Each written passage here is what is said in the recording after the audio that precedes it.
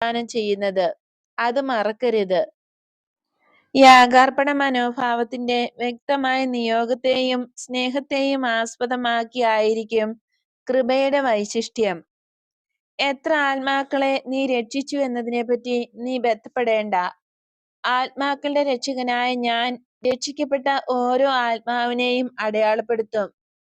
നിത്യജീവനിലേക്ക് നീ പ്രവേശിക്കുമ്പോൾ ആത്മാക്കളുടെ സംഖ്യ കൃപയുടെ പുസ്തകം വായിച്ചറിയാം. ഈ ആത്മാക്കൾ നന്ദിയുള്ളവരായിരിക്കും. അവർ സ്വയം പരിചയപ്പെടുത്തിക്കൊണ്ട് അവരുടെ നിത്യ ആനന്ദത്തിൽ നിന്നെ ഉപചാരപൂർവ്വം സ്വീകരിക്കുകയും ചെയ്യും.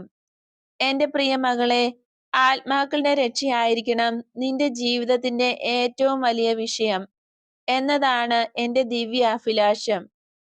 ഒരു വ്യക്തി ആത്മാക്കളെ രക്ഷിക്കാൻ വേണ്ടി പരിശ്രമിക്കുന്നില്ലെങ്കിൽ സ്വർഗപിതാവിന്റെ ദൃഷ്ടിയിൽ ആ വ്യക്തി ഒരു